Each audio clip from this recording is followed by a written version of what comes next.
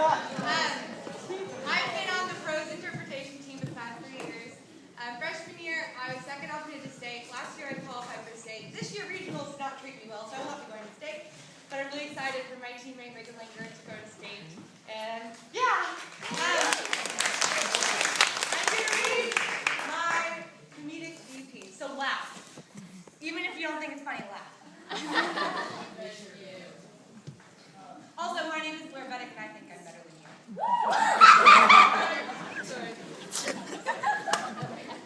White people are pretty conflicted about their culture.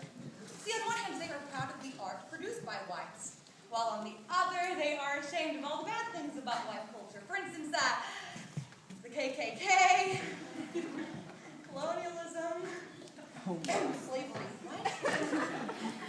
Oh.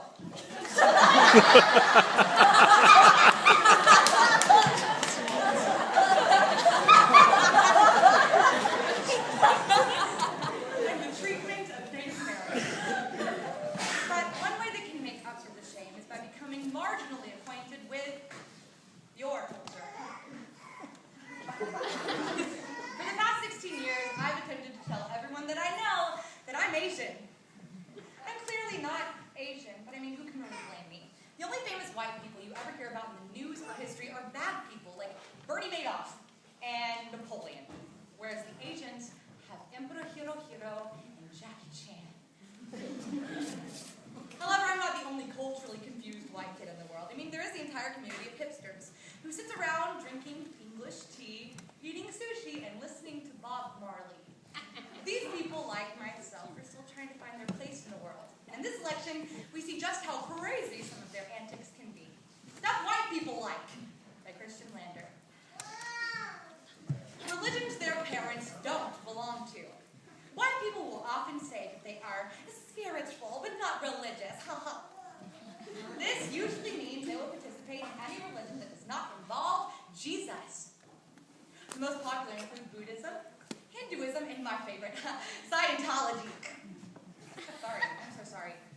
If you even dip into Islam, that's much rarer, and you have to make real sacrifice and actually go to a mosque.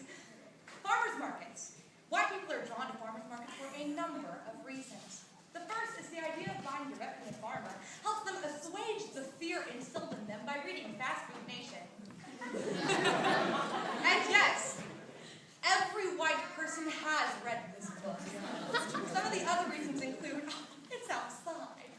White people love the outdoors. And they get to see other white people who share their passion for sustainability.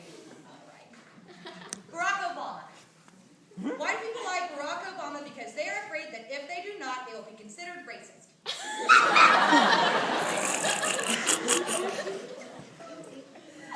Gifted children. White people love gifted children. Do you know why? Because an astounding 100% of their kids are gifted. Isn't that amazing? I'm pretty sure the last non-gifted white kid was born in 1962. Since then, it's been a pretty sweet run. The way it works is that white people who are actually smart are quickly identified as such as children and take special classes and eventually end up in law or med school. Yeah. But wait, aren't there white people who aren't doctors or lawyers or even all that smart? Well, here's one of those awesome white people win-win situations. See, if white kids get crappy grades and can't seem to ever do anything right in school, they are simply too creative. Yeah, soon they will show their creativity in the elaborate construction of bombs and intimate knowledge of different types of mushroom and hash. Did I say that? I did.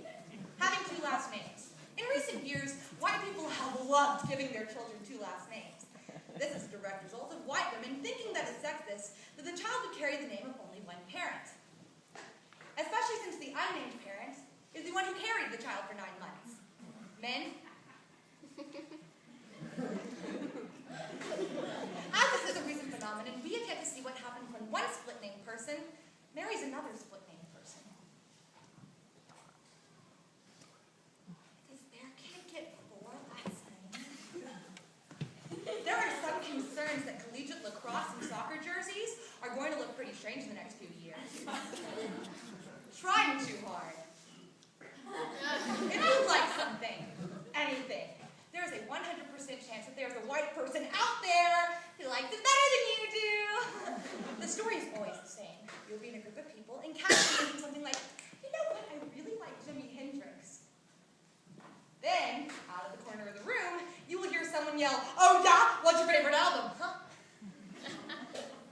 Before you get the chance to respond, the person who asked will jump into the rapid-fire series of questions. Do you have blue cents? How much vinyl do you own? Did you read Electric Gypsy? In the rare instance that you feel as though your knowledge is on par, do not, under any circumstance, engage them. You can't win.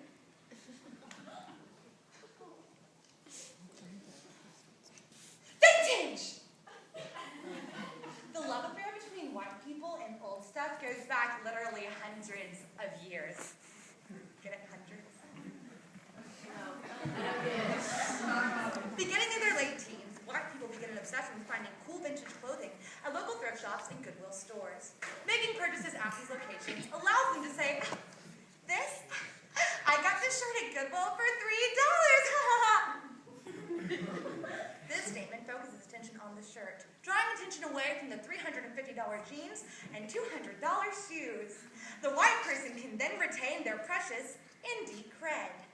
Just as with scarves, natural childbirth, American apparel, and thick glasses. So,